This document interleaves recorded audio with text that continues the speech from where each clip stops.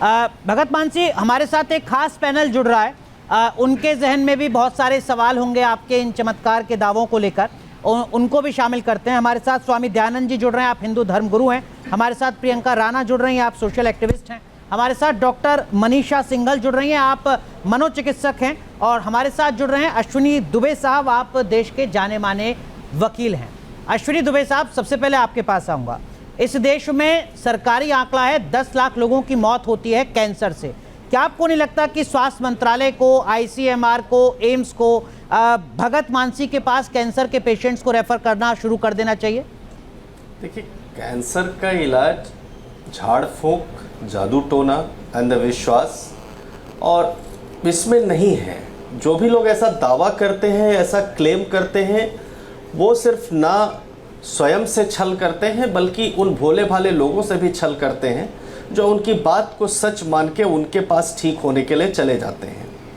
अंधविश्वास को, इस तरह के किसी भ्रामक दावे को, ऐसी किसी कला को जो अनैतिक उद्देश्यों की प्राप्ति के लिए की जाए, उसका किसी भी प्रकार का कोई स्थान नहीं है भारत जैसे देश में या दुनिया में, जहां पर टेक्नोलॉजी, जहां पर मेडिकल साइंस इतनी तरक्की कर रहा है। वकील साहब, मैं आपको एक बात कहना चाहूंगी, अगर आपको थोड़ी सी भी शंका है तो आप अपने किसी भी ऐसे व्यक्ति को यहाँ दरबार में, दिल्ली दरबार जो है माँ बेरी वाली का, आप वहाँ पर भेज सकते हैं और जो महामाई का चमत्कार होता है उसको भी आप देख सकते हैं।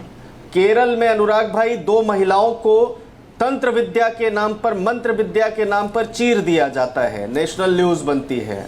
देश के कोई भी जिला ऐसा नहीं है जहां पर आप देखिए, पंजाब में चले जाइए तो बिल्कुल कैंसर, किडनी, मिर्गी ठीक करने के नाम पर धर्म परिवर्तन किए जा रहे हैं लोग। प्रियंका राणा, जिन महिलाओं के बच्चे नहीं हो रहे हैं, वो अगर पहुंच रही हैं भगत मान सिंह के पास तो उनके बच्चे हो रहे हैं, और वो बता रही हैं कि बाद में महिलाएं आती हैं और बताती हैं कि आपने जो पूजा कराई थी उससे हमें बच्चे हो गए।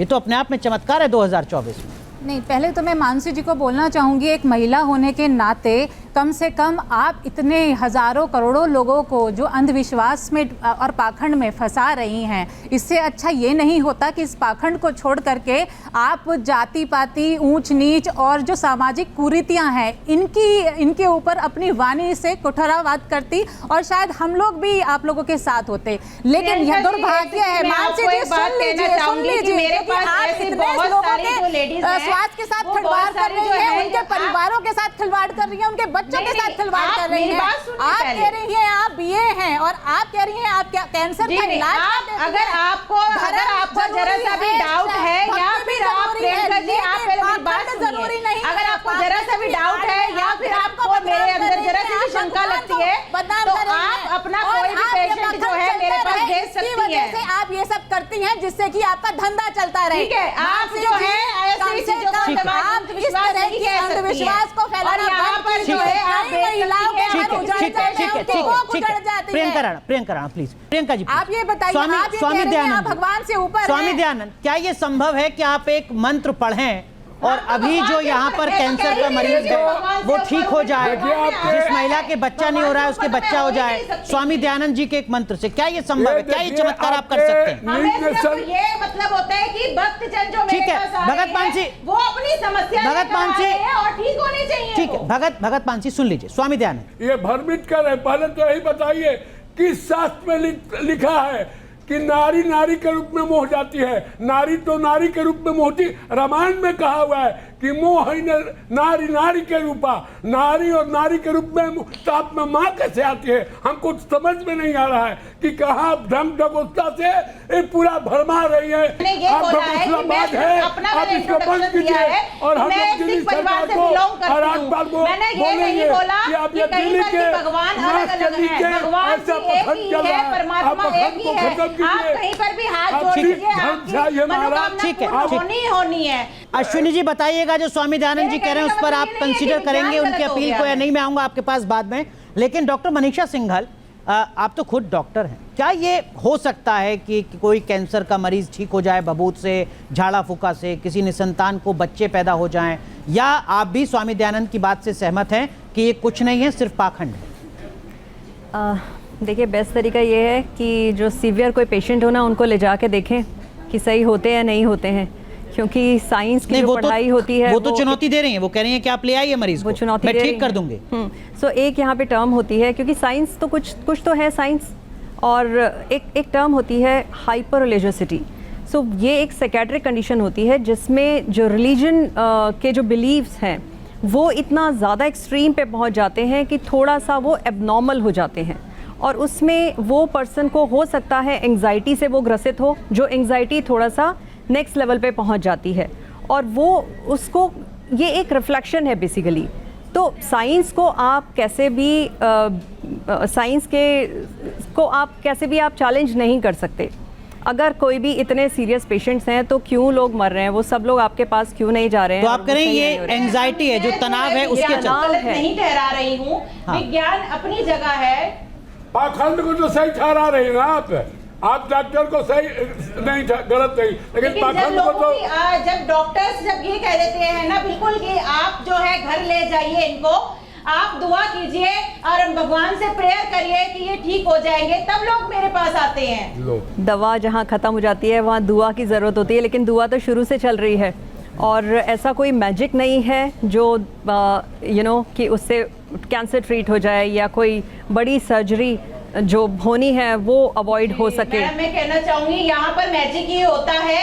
अगर आपको जरा सी भी शंका है तो आप ऐसे पेशेंट्स जो है मेरे स्वामी जी एक सेकंड, ठीक है। एक हिस्टीरिया एक डिसऑर्डर होता है, सो उसमें जैसे देवी आना, तो वो बहुत ज़्यादा एनग्रॉस उसमें हो जाते हैं, जिससे उन्हें लगता है कि उनमें शक्तियाँ आ गई हैं, लेकिन एक्चुअली कुछ ऐसा प्रूवन नहीं। कौन सी बीमारी आपने बताई? हिस्टीरिया। तो आपके हिसाब से भगत मानसी को आपके पास जाने की जरूरत है, दवाई लेने की जरूरत है, इनको मनोवैज्ञानिक कोई बीमारी है? हिस्ट्री लेके देख सकते हैं, अगर मानसी जी आना चाहें तो मोस्ट वेलकम, क्योंकि अगर if the person is not ready तो कह ही नहीं सकती जी कि मुझे थोड़ा सा दवाई की मुश्किल जरूरत होगा। है। दवाई मेरे को लगता है आपको शायद महामारी की कभी जरूरत पड़ जाए डॉक्टर साहब। भगत मानसी, ये जो हम आपकी तस्वीरें करेंगे ना, भगत मानसी, तांत्रिक हो गए, तांत्रिक एक अलग चीज होती है, हम सिर्फ एक सात्विक रूप से महामारी को भगत मानसी, ये बताइए, जो हम आपकी एक तस्वीरें देख रहे हैं जिसमें आपके मुताबिक संभवतः आपके ऊपर माता आ रही है क्या? जी माता नहीं आती, हम ये नहीं कहते कि माता आ रही है। अगर माता किसी में आने लग जाए तो वो सृष्टि पूरा इंसान फट जाता है। जो माँ की एक शक्ति होती है ना, शक्ति का जो अंश होता है वो हमारे में आता है। ये जो तस्वीर हम दिखा रहे हैं इस वक्त अपने दर्शकों को, अंश होते हैं ना, वो भगत मानसी जो हमारे पर ये जो तस्वीर हम अपने दर्शकों को दिखा रहे हैं, जिसमें आप दरबार में बैठी हुई हैं, बहुत जोर जोर से अपने बाल हिला रही हैं, सिर घुमा रही हैं, कुछ अजीब तरीके से, असामान्य तरीके से आपका व्यवहार नजर आ रहा है, जीभ आपकी बाहर निकली हुई है, ये क्या है? थोड़ा सा इसको बताएंगे आप दर्शकों को। जी ऐसा है, जीभा जो बाहर निकलती है वो महामाई जो भोग मांगती है अपना, तो उनको महामाई को भोग चाहिए होता है, या फिर हम कपूर का भोग देते हैं, पान पेड़े का भोग दिया जाता है, जीभा इसलिए बाहर आती है महामाई की। बिल्कुल इलाज की ज़रूरत है, और जिस तरह से बातें कर रही हैं लगातार वो आपके चैनल के माध्यम से लोगों को ये बता रही हैं कि मैं किस तरह से चमत्कारी तरीके से लोगों को ठीक कर देती हूँ, ये ही अपने आप में एक पाखंड है। अपनी मार्केटिंग कर रही हैं बैठ करके, और ये कह रही हैं लोग आइए मेरे पास और मैं आपका इलाज कर दूंगी। आप सोच सकते हैं कि किस तरह की ये खतरनाक चीज़ें होती हैं हमारे देश के अंदर, महिलाओं को, पुरुषों को, बच्चों को कैसे पाखंड में फंसाया जा रहा है। मानसी जी, कम से कम इतना आप समझिए कि साइंस बहुत बड़ी चीज होती है, भक्ति में बहुत शक्ति होती है, भगवान के विश्वास के अंदर कम से कम आप पाखंड मत फैलाइए। देखिए, अगर ये अनकॉन्शियसली कर रही हैं तो इन्हें मनोचिकित्सक की ज़रूरत है, और अगर ये कॉन्शियसली कर रही हैं तो भी इन्हें मनोचिकित्सक की ज़रूरत है। सो दोनों ही कंडीशन में उनको काउंसलिंग की और एक साइकियाट्रिक एवैल्यूएशन की बहुत ज़रूरत है। और क्योंकि इस तरह के बहुत सारे लोग हैं इंडिया में, केवल ये मानसी जी नहीं हैं, बहुत सारे इस तरह के लोग हैं, और लोग फॉलो जो उन लोगों को करते हैं उसका रीज़न क्या है, क्यों इतने सारे फॉलोअर्स हैं? क्योंकि हर एक को एक तो अवेयरनेस नहीं है, साइकोलॉजिकल एस्पेक्ट वो नहीं समझते हैं, क्योंकि लोग हमें पसंद करते हैं, लोग हमारे पास आते हैं और जो है बिल्कुल ठीक होकर हमारे पास से जाते हैं। लेकिन भगत मानसी, जो बात डॉक्टर सिंघल यहाँ पर कह रही हैं, थोड़ा उसको गंभीरता से समझिए। ये हो सकता है कि आप अब तक ना समझ पाई हो, ये एक डॉक्टर के तौर पर आपको सलाह दे रही है कि एक बार जाकर किसी अच्छे डॉक्टर से मिलिएगा। ये हो सकता है कि आपको कोई मनोवैज्ञानिक बीमारी हो, आपको एक अच्छे मनोचिकित्सक की जरूरत हो, ये बात कह रही है डॉक्टर सिंह। केवल आपको ही नहीं, जो आपके फॉलोअर्स हैं इनको शायद इनको जरूरत हो सकती है, मुझे जरूरत नहीं है डॉक्टर की, क्योंकि अगर मेरे को जरूरत होती तो मैं सारा दिन ऐसा काम करती ना। अगर कोई भी डॉक्टर सिंघल को बोले मेरे पास आए। मानसी जी, आप जानबूझ कर रही हैं क्या ये? दरबार में आए, अगर ये आप अनकॉन्शियसली कर रही हैं तो ठीक है, लेकिन क्या ये आप जानबूझ करके करती हैं? हाँ, नहीं, आप ही डॉक्टर सिंघल को बोले कि मेरे पास आए, इनको जरूरत है। सिर्फ भगत मानसी को आपके पास आना है या इनके फॉलोअर्स को भी आना है आपके पास? दोनों को आना चाहिए, लेकिन फॉलोअर्स किसी को क्यों आना चाहिए? भक्तों ने क्या गलती कर दी? क्योंकि फॉलोअर्स को अवेयरनेस नहीं है शायद कि किस तरह से राइट ट्रीटमेंट उन्हें मिल सकता है। गलत बयान करना, रॉन्ग इंप्रेशन से लोगों को अपनी तरफ आकर्षित करना, ये इंडियन आपको बीएनएस में पहले इंडियन पिनल कोड इसमें प्रावधान थे। अगर उसके बाद कोई किसी प्रकार का अपराध, सुन लीजिए भगत मानसी, अपराध भगत मानसी सुन लीजिए, हो जाता है भगत मानसी सुन तो लीजिए निश्चित तौर पर। लेकिन अब सवाल यह है कि जैसे छत्तीसगढ़ में चोरी नहीं कर रहे, डकैती नहीं कर रहे, छत्तीसगढ़ में मर्डर नहीं कानून कर रहे, है, छत्तीसगढ़ टोना टोटका प्रथा निवारण अधिनियम 2005, राजस्थान में कानून है, राजस्थान डायन शिकार रोकना अधिनियम 2015। आप अगर देखेंगे तो बिहार में, बिहार एक पिछड़ा राज्य है, लेकिन 1999 में डायन प्रथा के खिलाफ बिहार ने सबसे पहले कानून बनाया था। आप मेडिकल साइंस की मजाक बना रही हैं, आप मेडिकल साइंस की मजाक बना रही हैं, आप आस्था और सनातन के नाम पर करोड़ों लोगों को गुमराह करने की कोशिश कर रही हैं। ये हो सकता है कि आज आप कह रही हैं कि मैं 1 रुपया नहीं लेती, लेकिन 5 साल 10 साल के बाद जब आपका ये दरबार मार्केटिंग के बाद जम जाएगा, तब क्या गारंटी है कि आप नहीं कमाएंगे? और इस बीच में जिन बेगुनाहों की जान जा रही है, आपके इस भ्रम के चलते, अंधविश्वास के चलते, उन निर्दोष लोगों की जान का जिम्मेदार कौन है?